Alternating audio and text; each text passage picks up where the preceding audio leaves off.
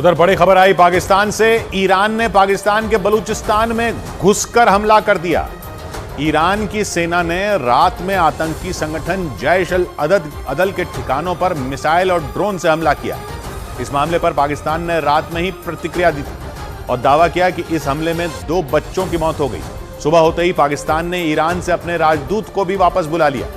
Air strike के बाद पाकिस्तान ने ईरान के साथ होने वाली बातचीत को भी रद्द कर दिया, क्योंकि ईरान ने पाकिस्तान में घुसकर आतंकी ठिकानों को तबाह कर दिया और पाकिस्तान की सेना कुछ नहीं कर पाई। रात में हुए इस हमले के बाद पाकिस्तान में हड़कंप मच गया, क्योंकि पाकिस्तान की सेना की नाक के नीचे से ईरान की मिसाइलें और ड्रोन उसके बलूचिस्तान प्रांत में घुस गए और एक के बाद एक आतंकी संगठन जैश अल अदल के कई ठिकानों को तबाह कर दिया। ईरान का यह हमला पाकिस्तान को सीधी चुनौती था, लेकिन हमेशा की तरह पाकिस्तान ने अपने किए पर पर्दा डालने की कोशिश की।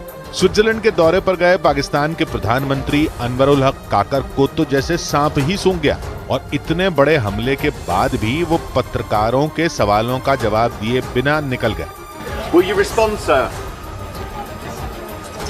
How will Pakistan respond, sir? Pakistan के प्रधानमंत्री भले ही चुप्पी साध गए, लेकिन रात के करीब 2 बजे पाकिस्तान के विदेश मंत्रालय ने बौखलाहट भरा बयान जारी किया और कहा कि ईरान को इसके गंभीर नतीजे भुगतने पड़ेंगे, क्योंकि ईरान ने पाकिस्तान की एयर स्पेस का उल्लंघन किया है। इसकी वजह से 2 बच्चे मारे गए और 3 लड़कियां घायल हुई। हालांकि पाकिस्तान की सेना ने कोई बयान नहीं दिया। मतलब तालिबान के बाद पाकिस्तान के एक और दोस्त ने उसकी मुश्किल बढ़ा दी। इस घटना से पाकिस्तान की इंटरनेशनल बेइज्जती भी हो गई, क्योंकि ईरान की एयर स्ट्राइक ने इशारा कर दिया कि पाकिस्तान की सीमाओं की सुरक्षा भगवान भरोसे है। क्योंकि ईरान ने पाकिस्तान में ताकतवर बैलिस्टिक मिसाइलों और आत्मघाती ड्रोन से हमला किया। हालांकि पाकिस्तान की ओर से इस बारे में कुछ नहीं बताया गया, लेकिन इसी बीच आतंकी संगठन जैश अल अदल का बयान आ गया और जैश अल अदल ने खुद बताया कि ईरान ने पाकिस्तान के बलूचिस्तान प्रांत के पहाड़ी इलाकों पर ड्रोन और रॉकेट डाले।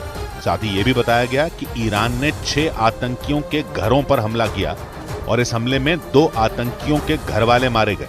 इसके अलावा जैश अल अदल ने कुछ लोगों की जान जाने का दावा किया। ये तक कहा गया कि हमले में 100 लोगों की मौत हुई है, क्योंकि रात के अंधेरे में ईरान की सेना ने अपनी कुछ खतरनाक मिसाइलें दागी। इन मिसाइलों में ईरान की दसफॉल, इमाद और कद्र 110 मिसाइलें शामिल हैं। इन तीनों मिसाइलों की रेंज 1000 से 2000 किलोमीटर है। इसके अलावा ईरान ने शाहिद 107 नाम के आत्मघाती ड्रोन का भी इस्तेमाल किया और पाकिस्तान को रातों रात बेचैन कर दिया। वो इसलिए भी बौखला गया क्योंकि ईरान ने जैश अल अदल को निशाना बनाया और जैश अल अदल को पाकिस्तान की खुफिया एजेंसी ISI का खास माना जाता है। ये वही संगठन है जिस पर ईरान में मौजूद भारतीय नागरिक कुलभूषण जाधव का अपहरण करने का आरोप लगा था और दावा किया गया था कि इसी संगठन ने अपहरण के बाद कुलभूषण जाधव को ईरान से लाकर ISI को सौंप दिया था।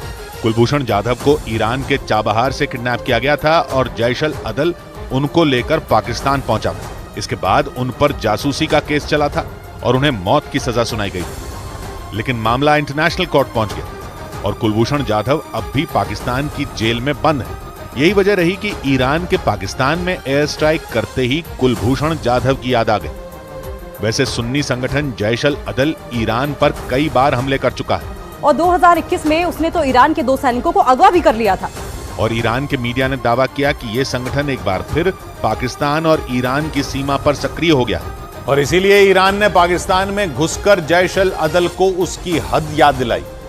इस चक्कर में पाकिस्तान की दुर्दशा हो गई, क्योंकि हमास के समर्थन में ईरान के साथ खड़े पाकिस्तान को जोर का झटका लगा, क्योंकि ईरान ने इस एयर स्ट्राइक के जरिए जता दिया कि वो अपनी सीमाओं की सुरक्षा के लिए किसी को नहीं बख्शेगा, फिर चाहे वो पाकिस्तान ही क्यों ना हो। क्योंकि हमले से करीब 12 घंटे पहले ही पाकिस्तान के PM और ईरान के विदेश मंत्री की मुलाकात हुई थी, लेकिन ईरान ने पाकिस्तान के आतंकी संगठन पर हमले से पहले एक बार भी नहीं सोचा। ईरान और पाकिस्तान करीब 900 किलोमीटर लंबी सीमा साझा करते हैं। इस सीमा के एक तरफ ईरान का सिस्तान और दूसरी तरफ पाकिस्तान का बलूचिस्तान प्रांत है। पाकिस्तान का सुन्नी आतंकी संगठन जैश अल अदल इसी इलाके में सक्रिय है और कई बार ईरान में घुसकर हमले कर चुका है और माना जा रहा है कि शिया बहुल देश ईरान ने ये एयर स्ट्राइक इसीलिए की, लेकिन इस चक्कर में पाकिस्तान फंस गया, क्योंकि एक तरफ पाकिस्तान और अफगानिस्तान के बॉर्डर पर अशांति है और अब पाकिस्तान और ईरान की सीमा पर हड़कंप मचा हुआ है। या यूं कहें कि पाकिस्तान की हालत ऐसी हो गई कि कोई भी पड़ोसी देश पाकिस्तान की सेना को मुंह चिढ़ाते हुए वहां हमला कर रहा है। और ऐसा पाकिस्तान की खुद की नीतियों की वजह से हो रहा है, क्योंकि पाकिस्तान ने आतंकियों को पालने पोसने में कोई कसर नहीं छोड़ी। वहां के बलूचिस्तान प्रांत में सक्रिय सुन्नी आतंकी संगठन जैश अल अदल भी उन्हीं में एक है और कई साल से ईरान में आतंकी हमले कर रहा है। जानकार मानते हैं कि आतंकियों को पालने वाला पाकिस्तान इसी वजह से फंस गया। पाकिस्तान का ये क्लेम पूरी दुनिया जानती है कि ये एक छलावा है, आतंकवादियों को वो बढ़ावा देते हैं। मतलब पाकिस्तान अपने ही बुने आतंक के जाल में उलझ गया, क्योंकि जिन आतंकियों को उसने पाला पोसा उन्होंने उसी के पड़ोसी देशों में उत्पात मचाया और नतीजा ये निकला कि ईरान जैसे देश पाकिस्तान के दुश्मन बन गए। ईरान से निपटना पाकिस्तान के लिए इसलिए भी मुश्किल है क्योंकि इस मामले में चीन भी पाकिस्तान का साथ नहीं देगा। यानी पाकिस्तान के एक तरफ खाई है और दूसरी तरफ कुआं, क्योंकि आतंकवाद के मुद्दे पर ईरान भी पाकिस्तान के खिलाफ खड़ा हो गया और पाकिस्तान में घुसकर हमला शुरू कर दिया।